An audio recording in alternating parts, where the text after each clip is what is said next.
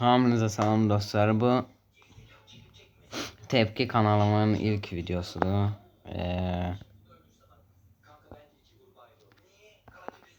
Bu videoda DLC 26'nın fragmanını izleyeceğiz. Düz eşitdir. DLC 26 DLC'nin 26'sı çıxır. DLC 26 çıxır. 25 idi 26 olacaq. Çox canlı, çox maraqlı, nə qədər şey dəyişəcək, fraqmanını izləyib görəcək. Bu Tepki kanalına ancaq videoları izləyib tepki çəkmə kanalı olacaq. Tepki vermə kanalı olacaq, ancaq elə videolar görəcək.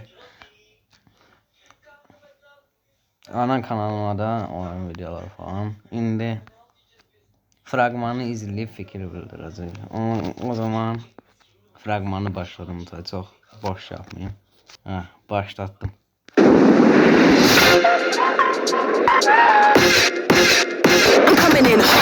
Una hora Tuncay'ı da topla Rafinha. Topla koşmayı seviyor.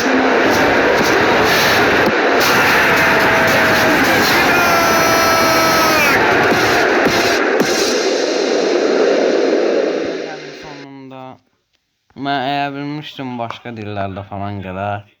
Ama Türk dilinde geldi. Oha. Ne yaxşı.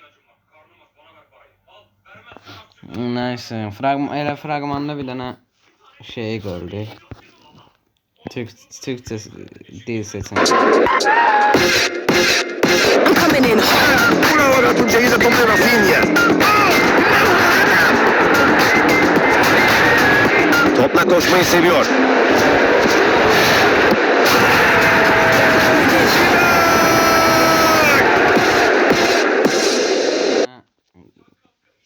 Türkçe dil desteği gelecek. Teaser'dı böyle. Normal trailer'a gelse ona da bakarız. Yəqin ki gələr.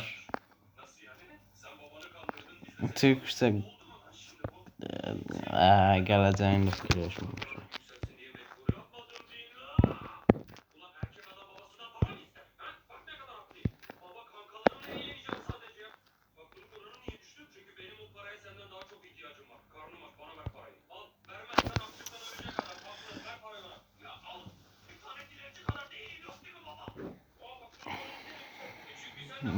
Ne yazır altta? Not all images appear in game.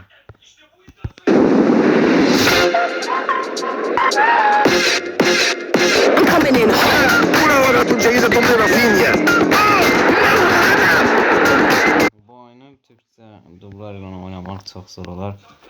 DLC 26'nı həyecanla gözləyirik. Görəsən başqa nələr dəyişəcək, onları görəcək. Güncəlləmə indi gəlmiş olar ki. Nə bilim baxaram. Yox hələ gəlmiş olmaz amma. Teaser'a da təzə yayınlanıb. Trailer da gəldi bəlkə sonra. Məncə 1-2 aya falan güncəlləmə gələr. Tarih belirtilmir. Ya deyir, tarihi də deyir. Update coming December. Deyir update və güncəlləmə dekabrda gələcək. Deyir dekabr indi o az qalıb. İndi noyabrda gələn ay dekabr olacaq. Sonra da güncəlləmə gələcək. Dekabrda güncəlləmə gələndə videosunu çəkərəm. O boyda DLC 26 gəlir nəticədə. Çox qəşəng. O videoyu gözləyin. Dekabr olanda çəkəcəm. Neyse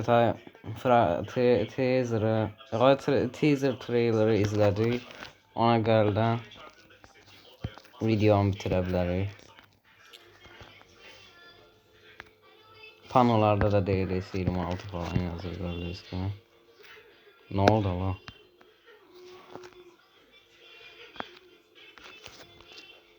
Neyse, trailer'ı izlədik.